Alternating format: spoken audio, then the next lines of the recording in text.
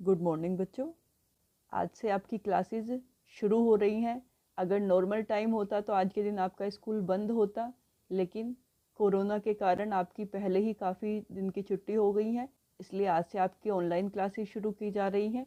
आप लोगों को भी बहुत मेहनत करनी है। जो चीज़ समझ में नहीं आ रही है वो आप मुझसे फ़ोन पर या व्हाट्सएप पर पूछ सकते हैं। आपको चैप्टर को अच्छे से पढ़ना है। आपको एक कॉपी बनानी है वर्ड मीनिंग की, जिसमें कि आप डिफ़िकल्ट वर्ड्स के मीनिंग लिखेंगे, और एक कॉपी आपको होमवर्क के लिए बनानी है। चैप्टर कराने के बाद मैं आपको क्वेश्चन आंसर कराऊंगी और एक्सरसाइज कराऊंगी, वो सब आपको उसमें करनी है। और जो आपको एक्सरसाइज दी जाएंगी वो आप मुझे करके दिखाएंगे। यानी लॉकडाउन है, हम स्कूल में नहीं आ पा रहे हैं, लेकिन इसका प्रभाव हमारी पढ़ाई पर कम से कम होना चाहिए। मैं ये तो नहीं कहूँगी कि इसका कोई प्रभाव पड़ेगा ही नहीं। जैसी पढ़ाई स्कूल में होती है, क्लास में होती है, वैसी पढ़ाई तो नहीं हो सकती, लेकिन फिर भी हम अपनी तरफ से पूरी कोशिश करेंगे कि पढ़ाई ज़्यादा से ज़्यादा अच्छी हो, स्मूथली चले। आप लोग अपना फोकस बना कर रखना। और जिन बच्चों को लगता है कि इंग्लिश बहुत ही डिफ़िकल्ट सब्जेक्ट है, उन्हें थोड़ी सी और मेहनत करनी है। आप अपनी बुक बार बार पढ़ो, वर्ड्स को प्रोनाउंस करना सीखो, और ज़्यादा से ज़्यादा वर्ड मीनिंग याद करो, ताकि जब स्कूल खुले तो आपको ऐसे लगे जैसे आपकी इंग्लिश अब पहले से बहुत अच्छी हो गई है।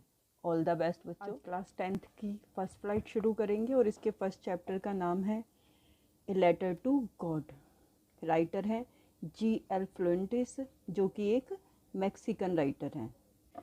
दे से फेथ कैन मूव माउंटेन्स। वे यानी कि बड़े बुजुर्ग कह गए हैं कि हमारे फेथ में इतनी ताकत होती है कि वो बड़े से बड़े पर्वत को भी हिला सकता है। एक छोटा सा फेथ बड़े पर्वत को हिलाने की ताकत रखता है। But what should we put our faith in. लेकिन ये फेथ हमें किस में रखना चाहिए? This is the question this story delicately poses. यही वो सवाल है जो इस स्टोरी में रखा जाता है।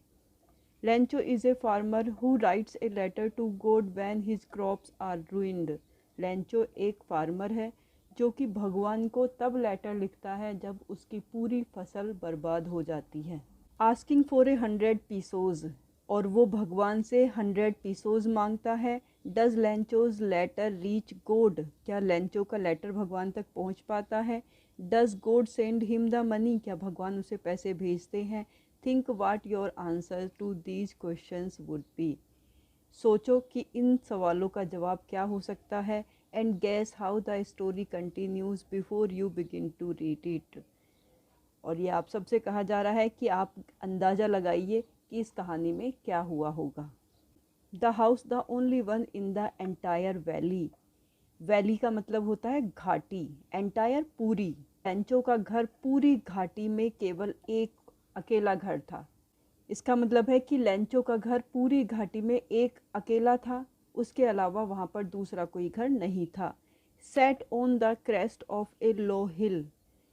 और ये घर एक लो हिल, एक छोटी पहाड़ी की क्रेस्ट। क्रेस्ट का मतलब होता है टॉप, जो सबसे ऊंचा हिस्सा होता है पहाड़ी का। तो लेंचो का घर पहाड़ी की क्रेस्ट पर यानी पहाड़ी के टॉप पर बना हुआ था, और उसके अलावा उस पूरी घाटी में दूसरा कोई मकान वहाँ पर नहीं था। From this height one could see the river and the field of ripe corn dotted with the flowers that always promised a good harvest. उस हाइट से यानी कि लेंचो अपने घर से रिवर को देख सकता था और अपने खेतों को देख सकता था। और उसके खेत में उस समय किस चीज़ की फसल हुई थी? राइप कॉर्न की, यानी कि मक्के की फसल, जो कि राइप हो चुकी थी, पक चुकी थी। डॉटेड विद द फ्लावर्स, और वो उस पर फूल आ रहे थे। और ये फूल हमेशा इस चीज़ का प्रॉमिस करते हैं, इस चीज़ का वादा करते हैं कि फसल, हार्वेस्ट का मतलब होता है फसल बहुत अच्छी होगी, यानी जितने ज़्यादा फूल आएंगे उतनी ही अच्छी फसल होगी। The only thing the earth needed was a downpour और एटलीस्ट ए शॉवर। डाउनपोर का मतलब होता है तेज बारिश और शॉवर का मतलब होता है हल्की बारिश। तो लेंचो की फसल बहुत अच्छी थी। उस समय धरती को सिर्फ थोड़ी सी बारिश की, यानी कि या तो एक अच्छा सा डाउनपोर हो जाए, एक अच्छी बारिश हो जाए, या फिर थोड़ी सी बूंदाबांदी हो जाए, उसकी धरती को आवश्यकता थी। Through out the morning Lencho who knew his field intimately, पूरी सुबह लेंचो जो कि अपने खेतों को बहुत ही इंटीमेटली यानी बहुत ही क्लोजली, बहुत ही नज़दीकी से जानता था, क्योंकि लेंचो किसान था और किसान अपना ज़्यादातर टाइम खेत में ही बिताते हैं। तो एक किसान को पता होता है कि उसके खेत को किस चीज़ की आवश्यकता है। लेंचो को भी पता था, तो वो अपने खेतों को बहुत अच्छे से जानता था। had done nothing else but see the sky towards the north east, इस पूरी सुबह लेंचो ने कुछ नहीं किया, सिर्फ नॉर्थ ईस्ट की तरफ आकाश को देखता रहा। यानी उसे बारिश की उम्मीद थी, उसे लग रहा था बारिश हो जाए तो उसकी फसल बहुत अच्छी हो जाएगी, और इस उम्मीद में उसने कोई काम नहीं किया, सिर्फ आकाश की तरफ देखता रहा। Now we are really going to get some water woman, शाम को वो अपनी पत्नी से कहता है कि अब हमें निश्चित रूप से बारिश मिलने वाली है। यानी कि आकाश को देख रहा था और उसे अंदाज़ा हो गया था, आकाश को देखकर, बादल थे आकाश में, कि अब बारिश होने वाली है। The woman who was preparing supper, supper कहते हैं शाम के खाने को, रिप्लाइड येस गॉड विलिंग, उसकी पत्नी जो कि उस समय शाम का खाना पका रही थी, उसने भी कहा भगवान की इच्छा, यानी भगवान की इच्छा है तभी बारिश हो रही है। The old boys were working in the field, उस समय लेंचो के बड़े बेटे खेतों में काम कर रहे थे। While the smaller ones were playing near the house until the woman called to them all, और छोटे बच्चे घर के पास खेल रहे थे जब उस औरत यानी लेंचो की पत्नी ने उन सबको बुलाया। कम फॉर डिनर, डिनर के लिए आ जाओ, यानी डिनर तैयार है और वो सब आकर डिनर कर लें। It was during the meal that, just as Lencho had predicted, big drops of rain began to fall. जब वो खाना खा रहे थे उसी दौरान, जैसे कि लेंचो ने प्रिडिक्ट किया था, प्रिडिक्ट का मतलब होता है पहले से ही अनुमान लगाना, उसने थोड़ी देर पहले ही अपनी पत्नी से कहा था कि बारिश होने वाली है, और जैसे कि उसने कहा था बारिश होनी शुरू हो गई। In the northeast, huge mountains of clouds could be seen approaching. North east की तरफ बादलों के बड़े बड़े पहाड़ आ रहे थे, यानी कि बहुत बड़े बड़े बादल घिरकर आ रहे थे, जो कि इस बात का प्रॉमिस करते हैं कि बारिश बहुत अच्छी होगी। The air was fresh and sweet, हवा ताज़ी और ठंडी चल रही थी। The man went out for no other reason than to have the pleasure of feeling the rain on his body. Man यानी लेंचो उस समय बाहर निकला और उसे बाहर कोई काम नहीं था, सिर्फ वो बारिश को अपनी शरीर पर फील करने के लिए, यानी कि बारिश का आनंद लेने के लिए बाहर आया था। And when he returned he exclaimed, और जब वो वापस घर में आया तो उसने कहा, these are not the rain drops falling from the sky, ये बारिश नहीं हो रही है आकाश से, दे आर न्यू कॉइन्स, बल्कि ये नए सिक्के हैं। The big drops are 10 cent pieces and the little ones are 5, जो बड़ी बूंदें हैं वो 10 सेंट के पीस हैं और छोटी बूंदें हैं वो 5 के, यानी कि जो बड़ी बूंदें पड़ रही थी धरती पर वो 10 सेंट की थी और जो छोटी बूंदें थीं वो 5 सेंट की थी। यानी वो इतना खुश हो रहा था उस बारिश को देखकर कि ये बारिश नहीं हो रही है बल्कि सिक्के पड़ रहे हैं, सिक्कों की बरसात हो रही है। With a satisfied expression he regarded the field of ripe corn with its flowers, और वो उस समय बहुत ज़्यादा संतुष्ट था, सेटिस्फाइड था, और उसने उस समय अपने राइप कॉर्न के खेतों को, यानी कि मक्के के खेतों को देखा जिस पर कि फूल भरे हुए थे। Draped in A curtain of rain, curtain का मतलब होता है पर्दा, ड्रैप यानी ढका होना, ऐसे लग रहा था जैसे बारिश ने अपने पर्दे में पूरे खेत को ढक लिया है। तो ये सब देखकर लेंचो बहुत संतुष्ट था, क्योंकि जो वो चाहता था वो उसे मिल रहा था, उसके खेतों को एक बारिश की ज़रूरत थी और वो बारिश उसे मिल रही थी और वो खुश था।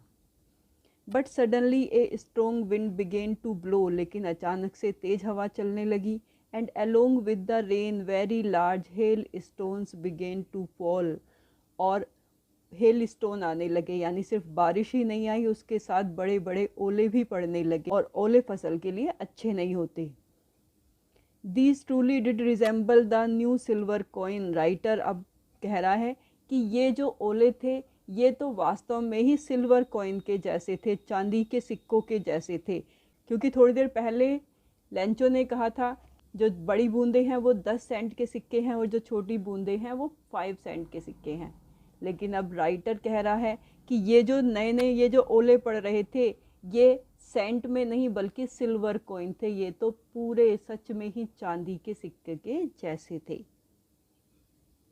The boys exposing themselves to the rain ran out to collect the frozen pearls. Lencho के बेटे बारिश में बाहर निकले ताकि वो फ्रोजन पर्ल्स, यहाँ पर ओलो को कहा गया है, जमी हुई पर्ल्स के जैसे, जमे हुए मोती के जैसे लग रहे थे वो, और उन्हें लेने के लिए उसके बच्चे बाहर भागे। It is really getting bad now exclaim the man. ये सब देखकर लेंचो बहुत दुखी हुआ और उसने एक्सक्लेम किया कि अब बहुत बुरा हो रहा है। I hope it passes quickly. मैं उम्मीद करता हूँ कि ये जल्दी ही बंद हो जाए। It did not pass quickly, लेकिन ऐसा नहीं हुआ। For an hour the hail rained on the house. पूरे 1 घंटे तक ओले पड़ते रहे। On the house, the garden, the hill side, the corn field, on the whole valley. पूरे 1 घंटे तक ओले घर पर, गार्डन पर, हिल साइड पर, कॉर्न फील्ड पर और पूरी घाटी में पड़ते रहे, यानी कि 1 घंटे तक वो बारिश होती रही ओलों की। The field was white as if covered with salt. वो पूरा खेत, लेंचो का पूरा खेत सफ़ेद हो गया था जैसे किसी ने नमक से उसे ढक दिया हो। Note a leaf remained on the trees. पेड़ों पर एक पत्ती भी नहीं बची। The corn was totally destroyed. उसके जो कॉर्न थे यानी भुट्टे थे वो पूरी तरह से डिस्ट्रॉयड हो गए, पूरी तरह से नष्ट हो गए। The flowers were gone from the plants. और जो फ्लावर्स लग रहे थे, जो फूल लग रहे थे वो भी गिर गए, वो भी ख़त्म हो गए। Lencho soul was filled with sadness. Lencho की आत्मा दुख से भर गई, यानी इतना ज़्यादा दुखी था वो उस अपने नुकसान को देखकर। When the storm had passed. जब स्टॉर्म बंद हुआ, जब तूफान बंद हुआ, he stood in the middle of the field and said to his sons. वो अपने खेत के बीच में खड़ा हुआ और उसने अपने बेटों से कहा, a plague of locust would have left more than this. Plague of locust का मतलब होता है टिड्डी दल का हमला। लोकस्ट टिड्ढे होते हैं जो कि एक साथ लाखों की संख्या में आते हैं और जिस खेत पर बैठ जाते हैं उसे पूरी तरह से वो बर्बाद कर देते हैं। लेकिन लेंचो कहता है कि अगर लोकस्ट का दल यहाँ पर आता, उनका प्लेग भी आता, तब भी शायद थोड़ा बहुत बच जाता। The hell has left nothing. लेकिन ओलों ने कुछ भी नहीं छोड़ा, उनकी पूरी मेहनत बर्बाद कर दी थी।